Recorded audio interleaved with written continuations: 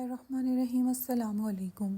مالک کے بچے کو دودھ پلاتی تو مالک سر پر آ کر کھڑا ہو جاتا۔ مجھ کو شرم آتی مگر مالک کو کچھ نہ کہتی، کیونکہ 25,000 تنخواہ ملتی تھی اور میں اپنا 25,000 گنوانا نہ چاہتی تھی۔ لیکن ایک رات مالک کا بچہ بخار میں تپنے لگا۔ مالک نے دوائی دی اور کہنے لگا آج رات رک جاؤ۔ میں مان گئی مگر اس رات ہوش اڑ گئے جب مالک نے میرے شوہر کی تنخواہ بہت زیادہ قلیل تھی، بامشکل ہی گھر کا گزارا ہو پاتا تھا۔ پھر اس پر میرا چھوٹا سا چند ماہ کا بچہ، میں اسے چھوڑ کر گھر کے کام کاج کے لیے نہیں جا سکتی تھی، نہ ہی کہیں ملازمت کر سکتی تھی۔ ایک بار میری پڑوسی نے مجھے ایک ایسی بات کہی جسے سن کر میں سوچ میں پڑ گئی تھی، لیکن مجھے لگا کہ شاید میرا شوہر مجھے اس بات کی اجازت نہ دے۔ وہ کام کی نوعیت ہی کچھ ایسی تھی۔ وہ کہنے لگی کہ اس کے کوئی جاننے والے ہیں جنہیں ایسی عورت کی ضرورت ہے جو ان کے بچے کے لیے رضائی ماں بن سکے۔ اپنی پڑوسن کے بات سن کر میں چپ سی ہو گئی تھی۔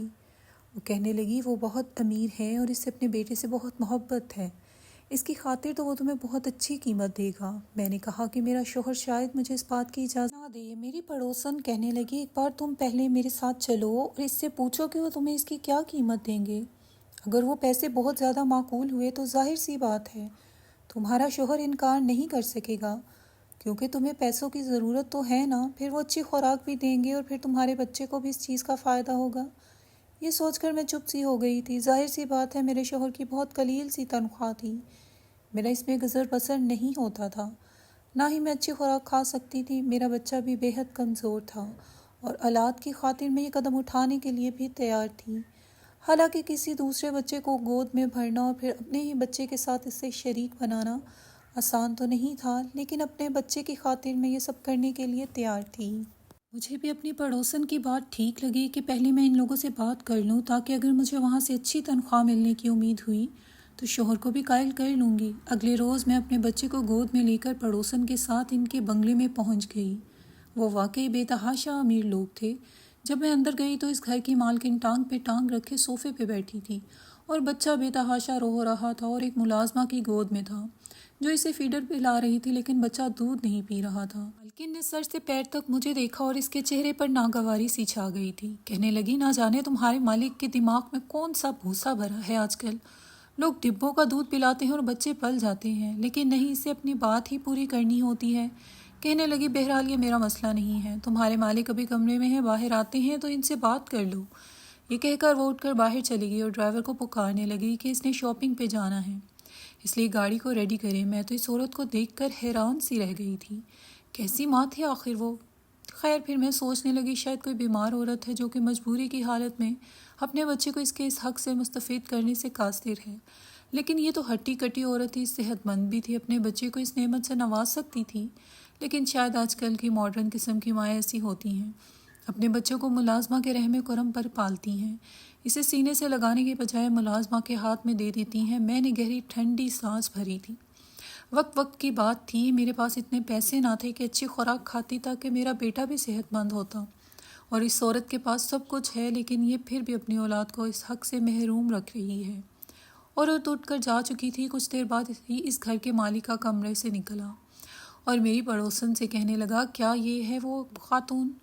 پڑوسن کہنے لگی جی یہی ہے۔ میری گود میں پکڑے میرے بیٹے کو اس نے بغور دیکھا اور پھر میری صحت بھی کوئی بہت اچھی نہ تھی، میں دبلی پتلی سی تھی۔ وہ کہنے لگا انہیں تو خود خوراک کی اچھی خاصی ضرورت ہے، یہ بھلا میرے بچے کو کیسے پال سکتی ہے؟ میں نے اس کے بعد سن کر روزی روٹی اللہ کے ہاتھ میں ہوتی ہے، جس رب نے بچوں کے خوراک کا ذریعہ بنایا ہے تو طاقت بھی وہی دیتا ہے۔ میری بات سن کر اس نے بڑے معتجب سے انداز میں مجھے دیکھا تھا۔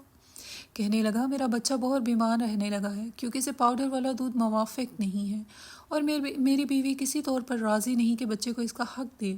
میں اپنے بیٹے کی صحت پر کمپرومائز نہیں کر سکتا۔ میں نے کہا آپ مجھے کتنے پیسے دے سکتے ہیں؟ میرے سوال پر کہنے لگا جتنے آپ چاہیں، مجھے پیسے دینے میں کوئی قباحت نہیں، بس میں یہ چاہتا ہوں کہ میرا بچہ ٹھیک اور تندرست رہے۔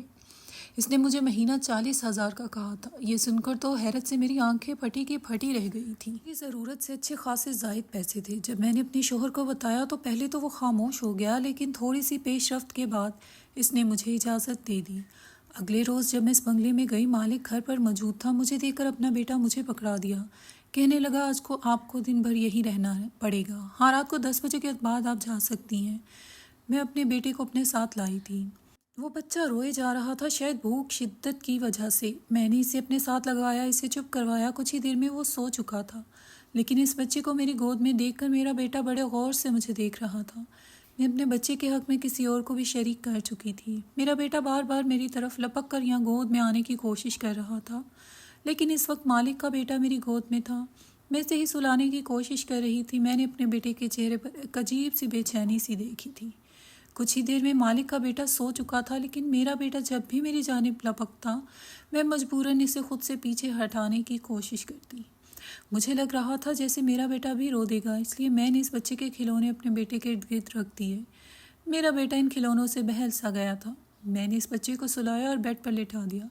کمرے میں اے سی بھی آن تھا، اور پھر میرے اپنے بچے کو بھی بھوک لگ رہی تھی۔ کچھ اس کا بھی سونے کا وقت تھا۔ میں نے اپنے بیٹے کو بھی سلا لیا، لیکن اب سوچ رہی تھی کہ اسے لٹاؤں گی کہاں۔ بیڈ تو ان مالک کا ہے اور مالک کے بیٹے کا تھا۔ میں نے اپنے بیٹے کو زمین پر ہی لٹا دیا اور خود بھی اس کے برابر میں بیٹھ گئی۔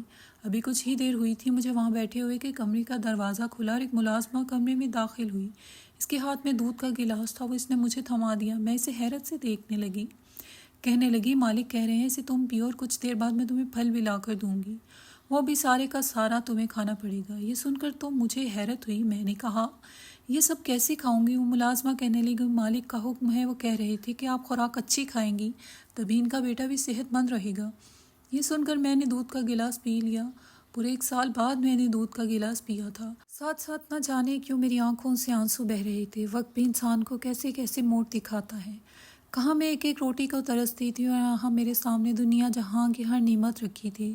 صرف اس مالک کے بچے کے توسط سے 4-5 دن میں ہی میری صحت میں واضح فرق آنا شروع ہوا تھا۔ لیکن ایک چیز جو میں نے محسوس کی وہ یہ تھی کہ جب بھی میں مالک کے بیٹے کو کمرے میں لے کے جاتی، کچھ دیر بعد ہی مالک کسی نہ کسی بہانے سے کمرے میں آ جاتا، مجھے بڑی عجیب سی نظروں سے دیکھتا، مجھے الجھن سی محسوس ہوتی۔ میں فوراً اسے اس کے بچے کو گود سے اتار دیتی ہوں، مجھے اپنے بیٹے کے متعلق پوچھنے لگتا۔ مجھے اپنے مالک کی حرکت بہت بری سی لگتی تھی کہ وہ کیوں کمرے میں بلا جھجک چلا آتا ہے۔ جب 4-5 دن یہی سلسلہ رہا تو پھر میں نے ایک دن کہہ دیا کہ دیکھیں مجھے یوں اچھا نہیں لگتا، بار بار کمرے میں کیوں آتے ہیں۔ میری بات پر اس کے ماتھے پر بل پڑے۔ کہنے لگا، سچی بات بتاؤں آپ کو؟ میں نے کہا، جی فرمائیے۔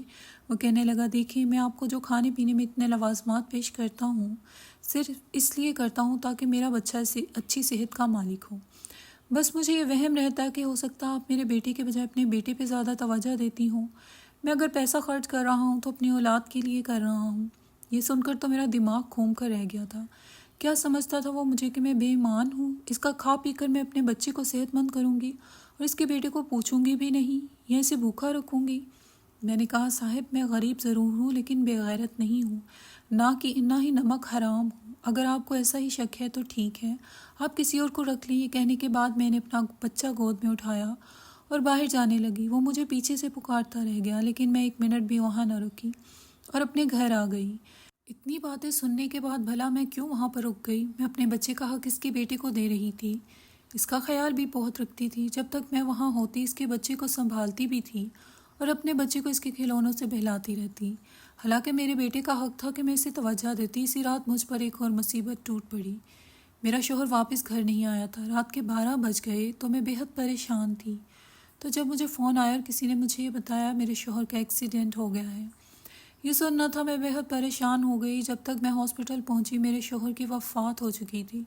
وہ بری طرح زخمی ہوا تھا۔ جب مجھے ڈاکٹر نے آ کر بتایا کہ میرا شوہر اس دنیا میں نہیں رہا تو میں غش کھا کر گر چکی تھی۔ کبھی اپنے چند ماہ کے بچے کو دیکھتی تو کبھی اپنے شوہر کے مردہ وجود کو۔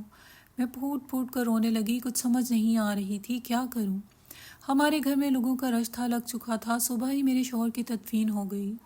وہ رات میں یوں روتے ہوئے گزار چکی تھی جبکہ میرے بیٹے کو خبر بھی نہ تھی کہ اس کے والد کی وفات ہو چکی ہے۔ جو بھی مجھے اور میرے بچے کو دیکھتا یہی کہتا، تم جوان جہان ہو، یہ معصوم بچہ آگے کی زندگی کیسے کاٹو گی؟ تمہارا شوہر تو تمہیں اس جوانی میں ہی اس دنیا سے چھوڑ کر چلا گیا۔ لوگوں کے الفاظ چہمگویاں مجھے مزید پریشان کر رہی تھیں۔ میں شوق سی بیٹھی تھی جب اگلے روز گھر کے دروازے کے باہر ایک پراڈو آ کر رکی۔ گلی کے بچے اس گاڑی کے ساتھ بھاگتے بھاگتے آئے تھے۔ ہر کوئی دیدے پھاڑے اس بڑی گاڑی کو دیکھ رہا تھا کہ آخر ہمارے اس چھوٹے سے محلے میں یہ بڑی گاڑی کہاں سے آ گئی تھی۔ تبھی ہمارے گھر کا دروازہ کھلا اور مالک گھر میں داخل ہوئے۔ گاؤں کی عورتیں تو منہ کھولے مالک کو دیکھنے لگیں، جبکہ مالک سب کو نظر انداز کرتے ہوئے میرے پاس آئے۔ حالات کی نزاکت کا انہیں اندازہ ہو چکا تھا۔ انہیں یہ خبر بھی ملی کہ میرے شوہر کی کل رات وفات ہو چکی ہے، تو مجھ سے تعزیت کرنے لگے۔ میں پھوٹ پھوٹ کر رونے لگی تو مالک کہنے لگے تم فکر مت کرو، دراصل میں تمہیں یہی بتانے آیا تھا، میرے بیٹی کی طبیعت بہت خراب ہے، وہ تو ملازمہ کے پاس بھی چین سے نہیں رہتا، بس روتا رہتا ہے۔ یہی کہنا تھا کہ تم واپس آ جاؤ، میں اپنی غلطی پر معذرت خواہ ہوں، بس اپنے بچے کو لے کر تھوڑا حساس ہو گیا تھا، کیونکہ جس بچے کی سگی ماں اس کی سگی نہیں تو بھلا میں اس کی رضائی ماں پر ایک دم سے کیسے یقین کر سکتا تھا۔ مالک بھی اپنی جگہ ٹھیک تھے، انہوں نے میرے ہاتھ پر کچھ پیسے رکھے اور پھر وہاں سے چلے گئے۔ میرے شوہر کی تو وفات ہو چکی تھی، مگر گھر کا راشن بھی ختم ہونے کو تھا۔ وہی مجھے کئی بار ملازمہ کا فون آ چکا تھا کہ مالک کا بیٹا بڑا ہی بیمار ہے۔ میں بھی ایک ماں تھی، میری گود میں بھی معصوم بچہ تھا، بھلا میں دوسرے کے بچے کی کیسے نہ فکر کر سکتی۔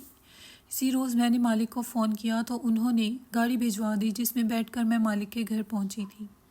میری حالت کافی خراب تھی، مگر اس کے باوجود میں نے جیسے ہی مالک کے بچے کو اٹھایا تو وہ فوراً خاموش ہو گیا اور میرے ساتھ کھیلنے لگا۔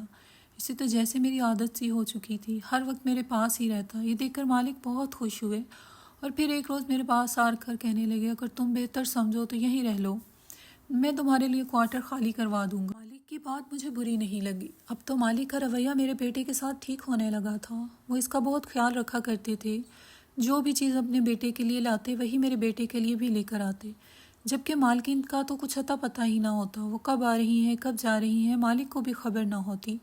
ہر وقت ان کی شاپنگ اور دوستوں کے ساتھ پارٹی ہی ہوتی، کئی باہر تو وہ دوسرے ملک اکیلی اپنے دوستوں کے ساتھ ملنے کے لیے بھی جا چکی تھی۔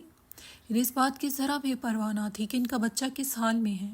میں اپنے شوہر کو یاد کر کے کافی اداس سے رہنے لگی تھی۔ میرا بیٹا بھی اپنے باپ کو یاد کر کے روتا رہتا، اکثر بخار میں مبتلا رہتا۔